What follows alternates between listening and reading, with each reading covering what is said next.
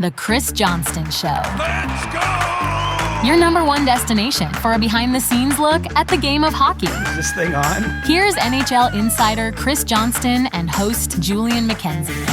CJ, my background looks pretty different. I'm at the office, the New York Times office. What do you think? For those not watching, I'm in a glass room. Where's your microphone?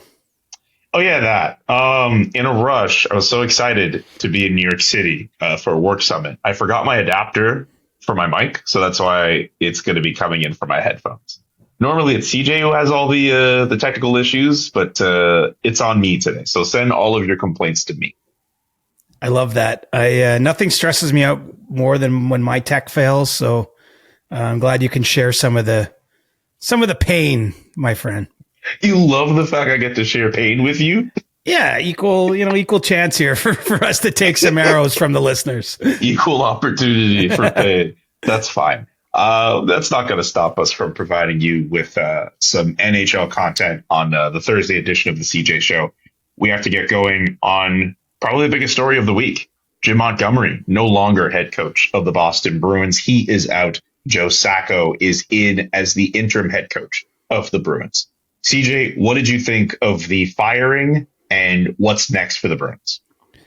Well, I mean, it's not a move, obviously, that Don Sweeney took lightly or wanted to make. I mean, you have a guy in Jim Montgomery who led that team to the most wins ever 2 seasons ago. They had a lot of wins last season, but I felt that they were backed into a corner in some ways. It's not just the big loss they took to Columbus earlier in the week. They've been blown out 5 times already this year, which explains where they're at in terms of the fact that they're officially in a playoff spot, but they have a negative 21 goal differential at the time of Montgomery's firing. So, I think that for an organization that has the standard the Bruins do, something had to give, and that's what gave. And I think there's a lot to unpack really from the decision because, so much has gone wrong for this team. I mean, we can look at individual performances. There's some reasons for that. I'm sure Brad Marchand, for example, had a couple surgeries over the summer. David Pastrnak didn't have a healthy summer after playing in the World Hockey Championship. So he probably didn't get the training in he'd like. Obviously, Jeremy Swayman was otherwise busy right up until basically the eve of the season when he signed his contract. It's just been a bit of a wonky kind of year in Boston. And now they have to find out if they can get it back on the rails. And, it's my understanding the Bruins have already been pretty aggressively out there trying to see if there's anything that can be done on the trade market. I do not expect them to be patient at all if you don't see a quick bounce back here under Joe Sacco. And it's sort of an interesting circumstance. When you replace your coach with an internal hire, I feel like that's a roundabout way a real indictment of the players, because you're not even saying it's a new voice. It's a new view on things. I mean, it's not to say obviously Joe Sacco will be, will have his own way of doing things. He's not going to be Jim Montgomery exactly, but he has been there for a long, long time, I believe since 2014. And so to me, it's the last move you make before you're trading somebody away or some buddies. And, there's two ways to look at the Bruins cup, whether you're half full or half empty. Half empty would be this team just looks nothing like the team we're accustomed to seeing in black and gold. Half full would be this team looks nothing like the team we're used to seeing, but there's no way they're this bad. It's going to turn around. They've got a fresh set of eyes, and they're still in a playoff spot. So, very, very interesting move. Unfair part of the business for a head coach who did a lot of good there in Jim Montgomery, but alas, we all know the deal. Anyone who's paid attention to this league knows that this is just what happens when teams struggle and coaches don't have long leashes. Even if they've been in contention or have won a Jack Adams. I think I saw that stat where everyone who was nominated for the 2023 Jack Adams has gotten fired since. Yeah, and I saw someone say also the 2022 Jack Adams. Don't quote me on that, but yeah, I mean, basically you got 2 to 2.5 years unless you go to cups and win cups. So those coaches that do those things, they're exempted from this exercise. The Jared Bednars, the John Coopers, Mike Sullivan in Pittsburgh. The coaches, Paul Maurice now, I suspect that with his shiny new extension in Florida is probably going to be safe for longer than the time period I'm saying, but 2 to 2.5 years unless you basically are in the championship round or winning a championship. And, we can opine on whether that's good or bad or this or that. It is what it is. The one thing I'll say about it, and Bruce Cassidy made this point in Toronto on Wednesday morning, is he said, when you get a new job, it just means someone has been fired. And so there's like a new opportunity for someone else when you get fired. And generally, because these coaching jobs don't last long, coaches aren't out of work long. And, the paint is not even dry on this decision by the Bruins. And I've got all kinds of people on my phone saying he's going to end up in St. Louis. He's from Montreal, just so you know. He speaks French. We're already on to where else Jim Montgomery might coach yet again. And so there's no question in my mind that he's going to get another opportunity.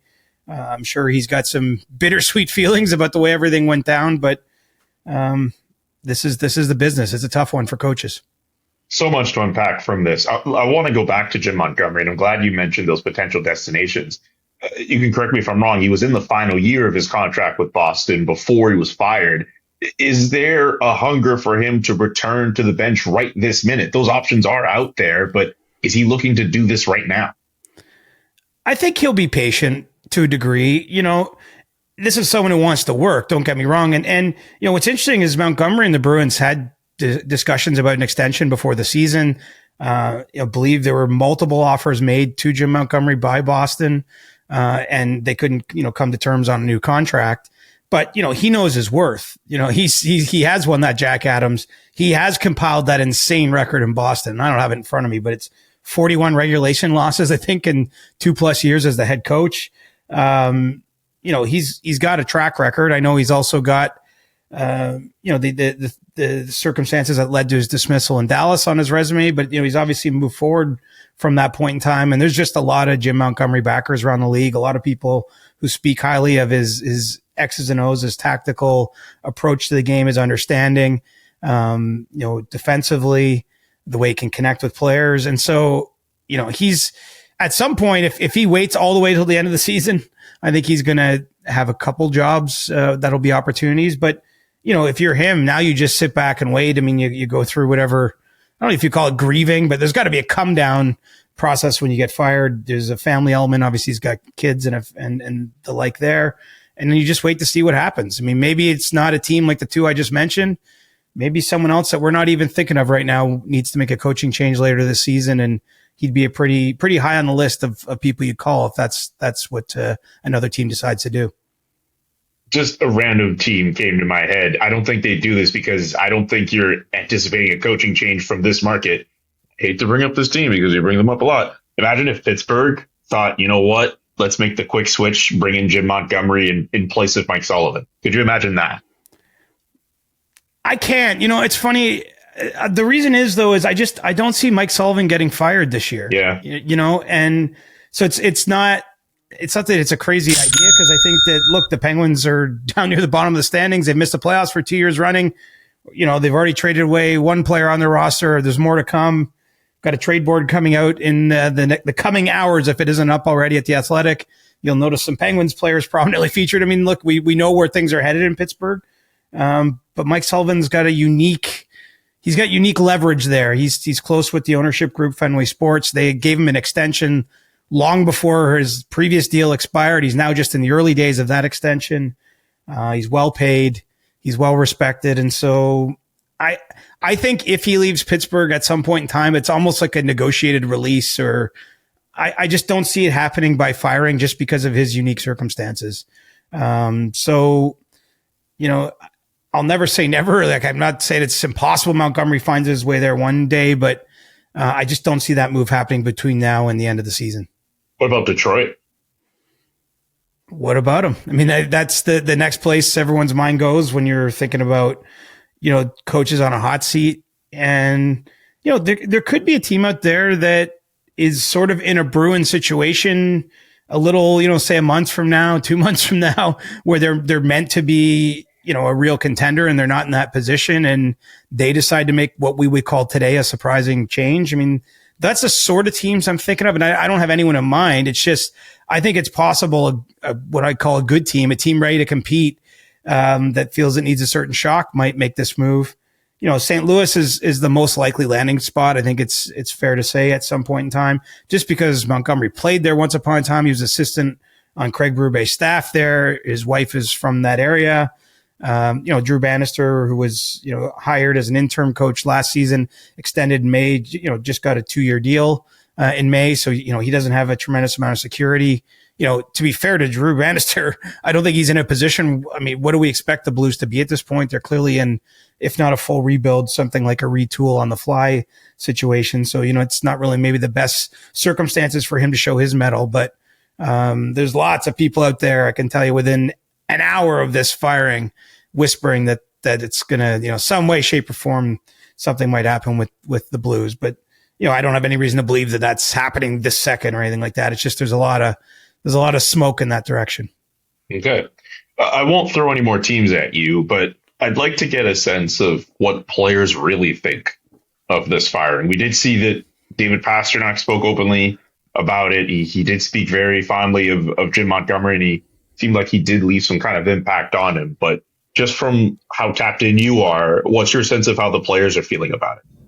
Well, look, Montgomery pushed the group hard, and you could see it especially this season. It's something I had a few people point out to me.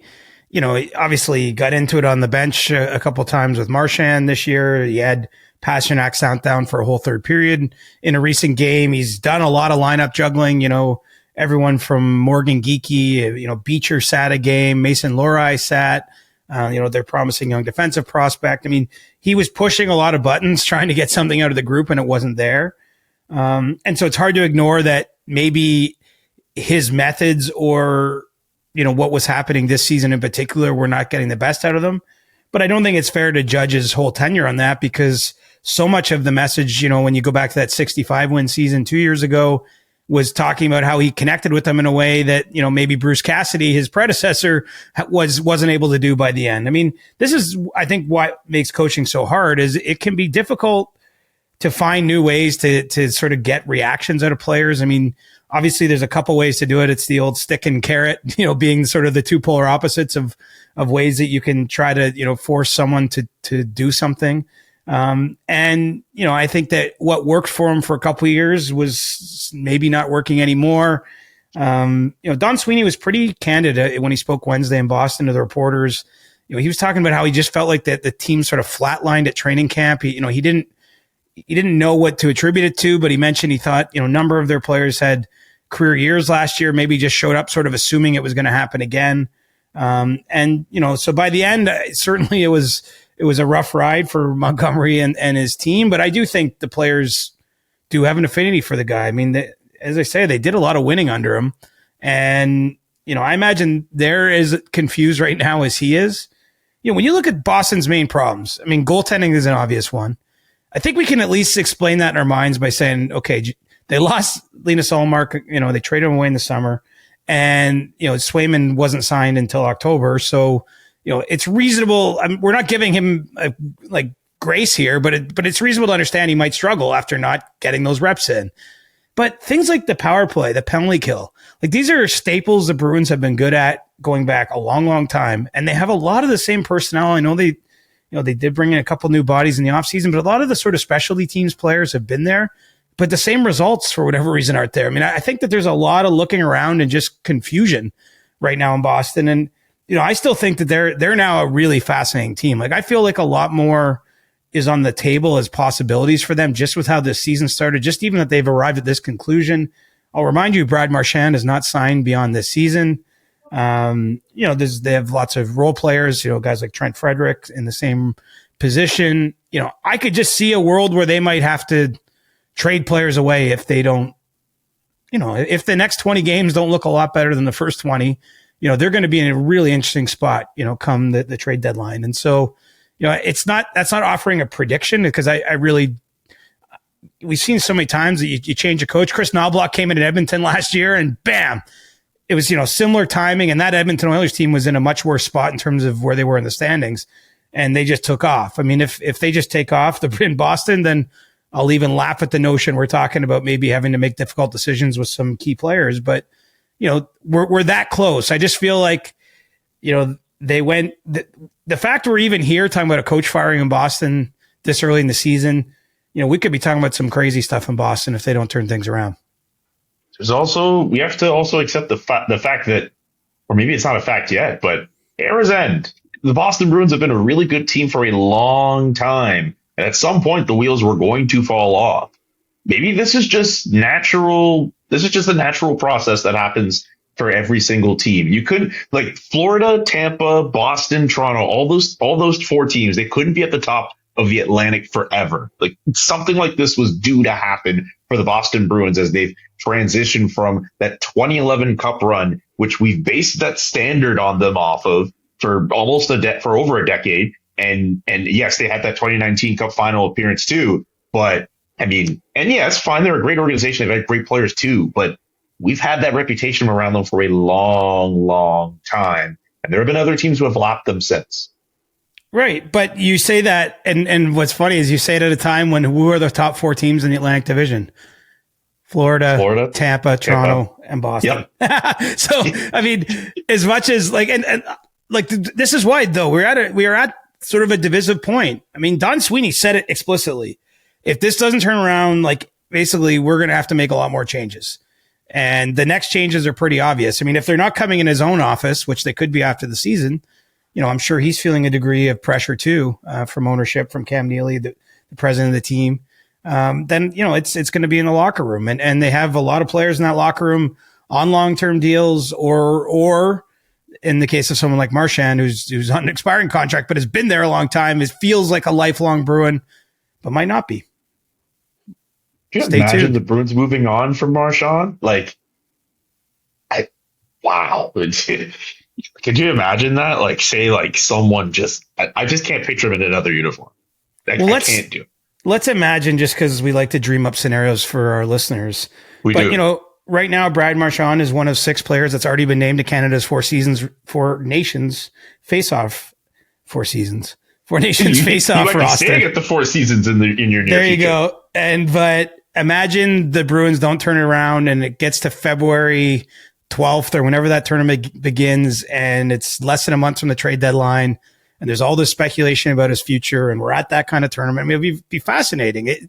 I'm not predicting that's going to happen. It definitely, the conditions are now in place where that could happen if things don't, turn around in Boston. And that's why you make the move. That's why, as much as you might say this feels premature, we know that Jim Montgomery is a great coach. He's had success there. They're still in a playoff spot.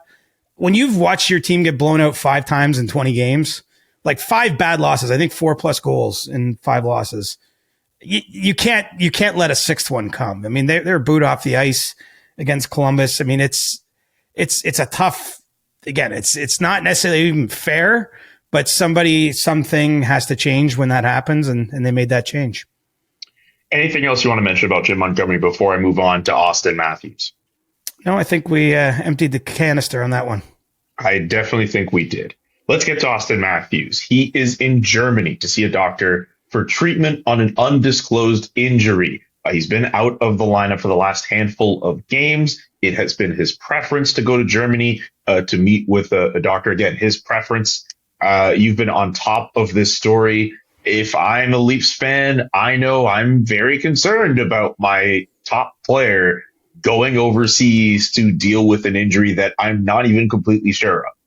What's the latest with Auston Matthews and this injury? Why is he going to Germany? What can you put some sense into this? Well, he remains in Munich now as we're recording, and he's getting a series of treatments there from a doctor that he saw over the summer as well.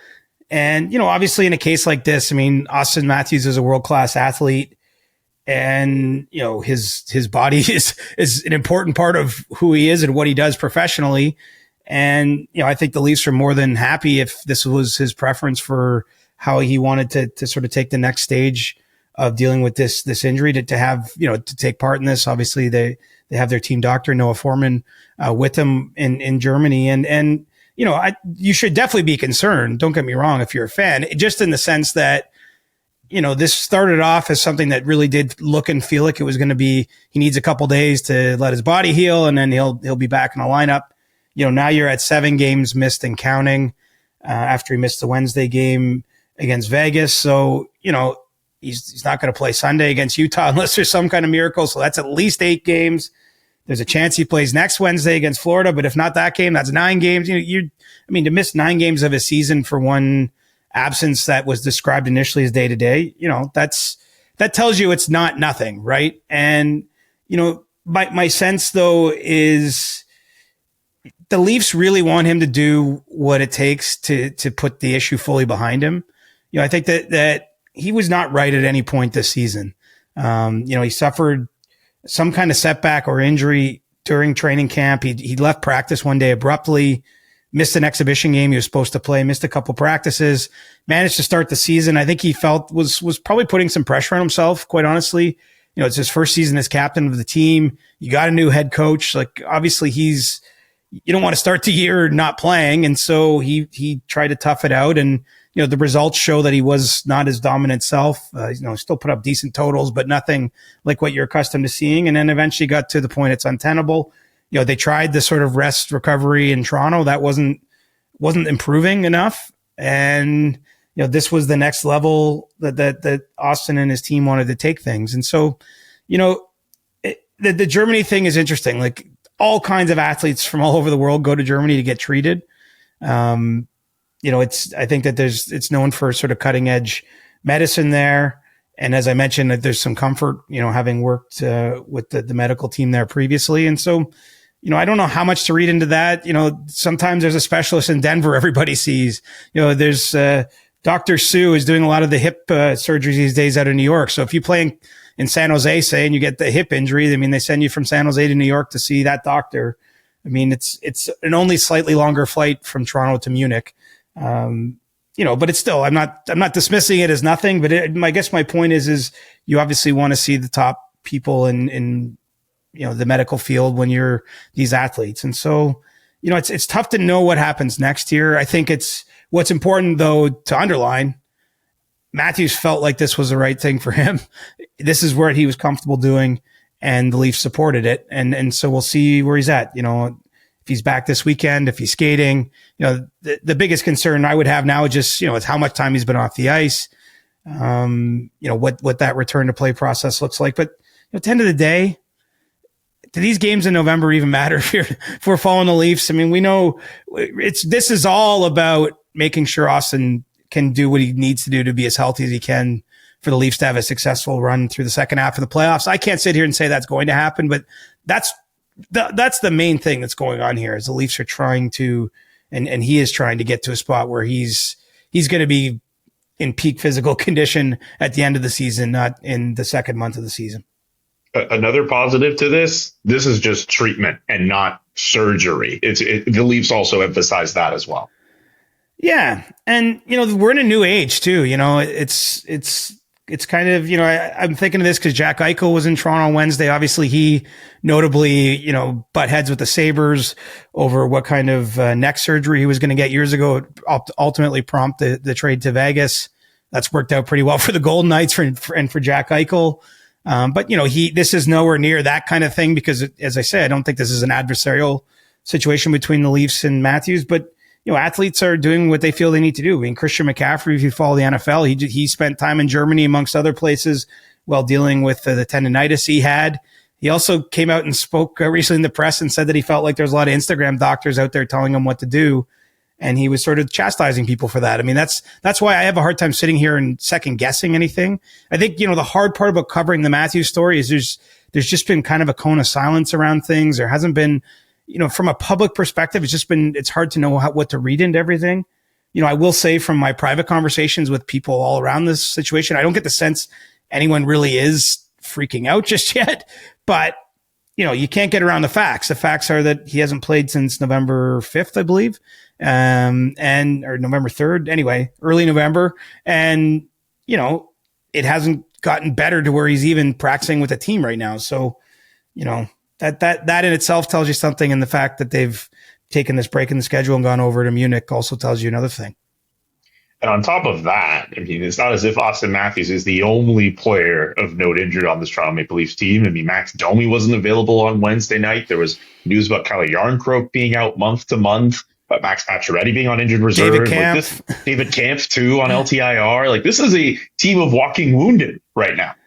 Yeah, I guess the positive side of that is you're getting to see some of the younger prospects and, testing the depth a little bit. The Leafs have been winning too. That's the other thing is some of the urgency is down. Like the temperature is a bit down that they've played as well as they have without Matthews.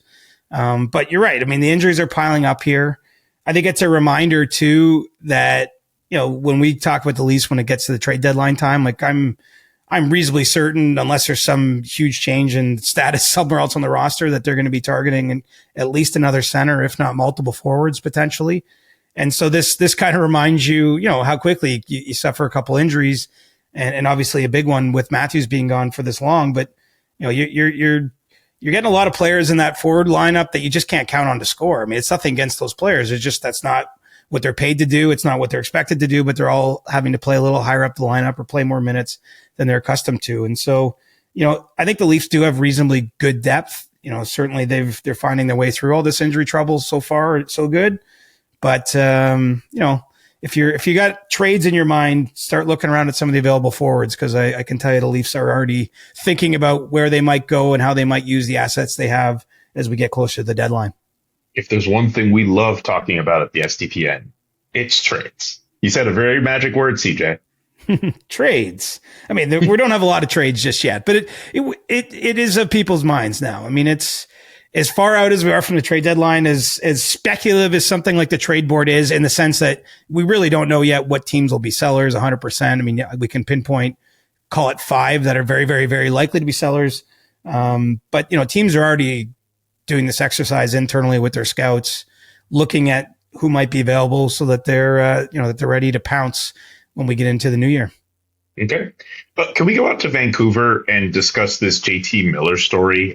He is away from the team due to personal reasons. Here's a quote from General Manager Patrick Allvin. Right now, our sole focus is making sure JT knows the entire organization is here to support him. Out of respect to JT, we will have no further comment at this time. What do you know about that situation and what JT Miller's season's been like to this point? Yeah, it's been a tough season. And, I don't think physically he's been where he needs to be. And, he's pushed through it as a lot of athletes in this sport do, as even I just was saying, Auston Matthews did until he couldn't. And I think JT's been in that spot, and with some of those physical limitations and the struggles that have, maybe been attached to them, there's a mental side of it too. There's a toll that's taken on him. And what about JT Miller, I mean, he's a passionate guy. Like, he does not hide his emotions. You know what he's feeling at any given time. He's putting a ton of pressure on himself.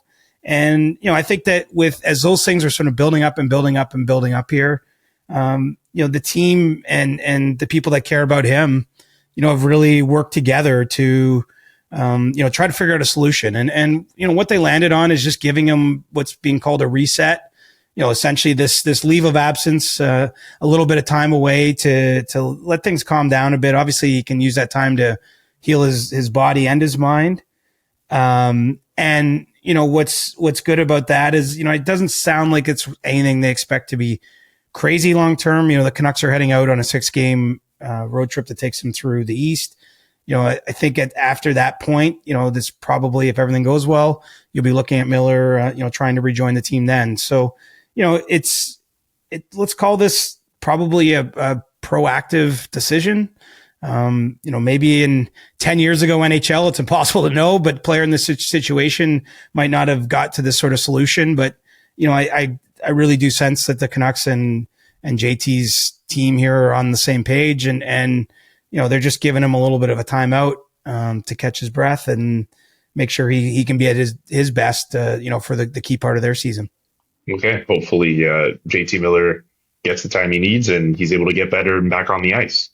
One more injury. I didn't mean for this podcast to turn to the injury it's podcast. That time of year, man.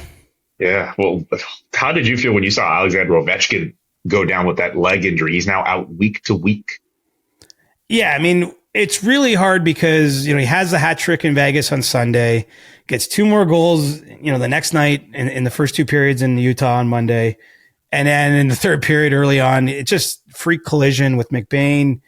Looks really bad, I'd say. Just, Ovechkin's someone who's missed almost no time in his career to injury, or so little time. And to see him stay down for a pretty long period of time, then, try to put weight on it, hobbles down the tunnel into the visitor's room, at the Delta Center.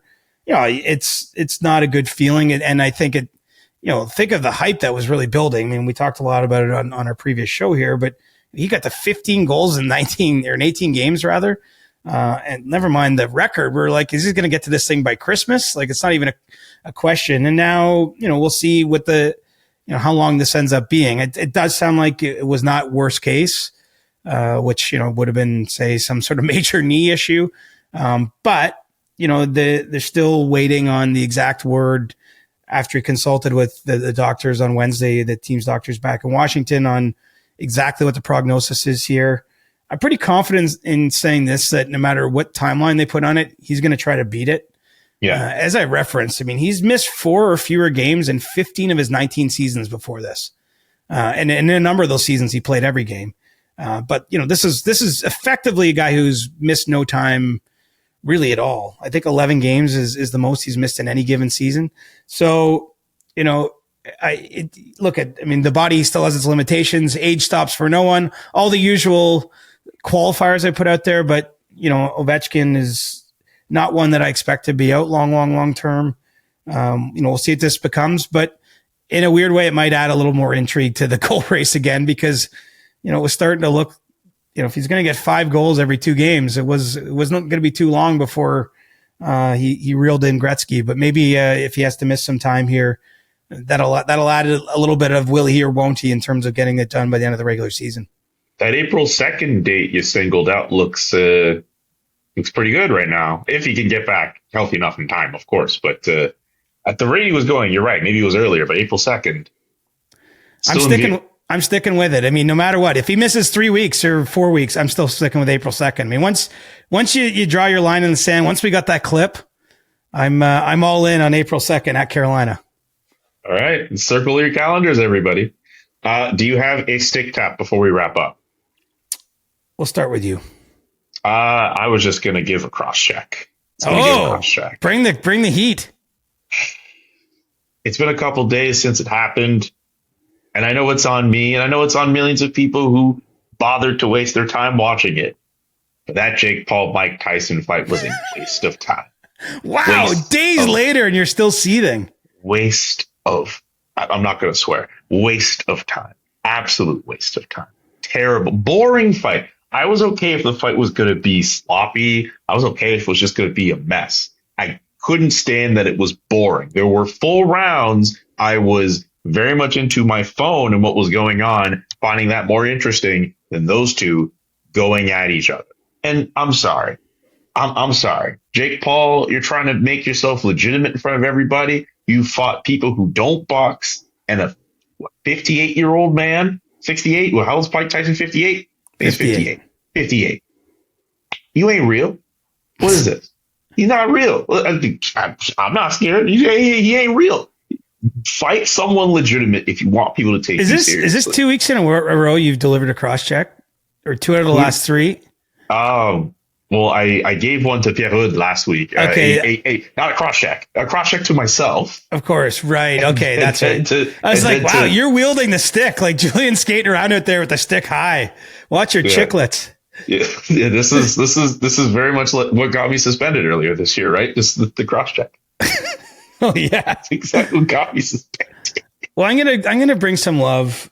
And we don't talk about this team yet much this year, and we haven't talked about this player at all that I can think of. But my stick tap goes to Martin Necas, who is leading the Carolina Hurricanes in scoring by a long shot. Had points in 13 straight games, and he was a guy you might remember. He was on trade boards, as recently as June or July, whenever we were doing them heading into the off season. And the Hurricanes held firm, decided not to deal him, or didn't find a deal that made sense. And that's paid off pretty well for Eric Tulsky and company, because Necas has been a great story. Really the Hurricanes have been a great story for a team that lost the players they did. And some sort of, I think, of key members of their team, like the Teravainen had been there for a number of years. Pesce moves on. Brady Shea moves on. I mean, guys had been there, and I know there's more than that. And yet they just keep rolling, and something in the water in Carolina. So anyway, stick tap to Martin Necas for his great start, and to that organization that just somehow keeps treading no matter what it faces. Watching Carolina over the weekend, this team is still fast. They still defend well. You mentioned all those players who are no longer on that team. That's still a team stacked with talent up top with guys like Sebastian Aho leading the way. And they found a way to get a shutout win over the Senators with Spencer Martin as their goalie. Remember, their top two goalies were hurt. I think they're still hurt. But just Freddie Anderson's out to win. Freddie Anderson's out long term. Yeah, unfortunately, and Seth Jarvis has been injured. I know not as seriously as Anderson, but yeah, look, they're a really well run organization. I think they make a lot of good decisions. And anyway, I'm giving out a little stick tap because we've not given them enough love on the CJ show to start this season. And we should be giving them more love. You are absolutely right. We always focus on like where the chaos and the tension is, right? And there's no chaos and tension in Carolina yet. That is true, which is funny because I believe that's a market that loves to cause chaos whenever possible. Isn't that in their tagline? Chaos is somewhere there. I don't know. It used to be. I mean, when they had the whole storm surge, remember, it used to be like controversial somehow, but we've moved beyond that, I guess. Oh, no. People getting happy after they win. Oh. Anyway, that's going to do it for CJ's show. Thank you so much for listening. We'll be back next week. Get in your questions now. Subscribe to the pod. And sorry again for my mic if I sounded crap for whatever reason. You sound great. And honestly, enjoy New York, man. Get a good slice of za, whatever you like to do in New York. I mean, you can do whatever you want there. You could, but enjoy it. I will try my absolute best to enjoy New York. And we'll do. Thanks so much, guys. Peace. The Chris Johnston Show. Follow Chris on Twitter @ReporterChris and follow Julian @JKA McKenzie. The Chris Johnston Show.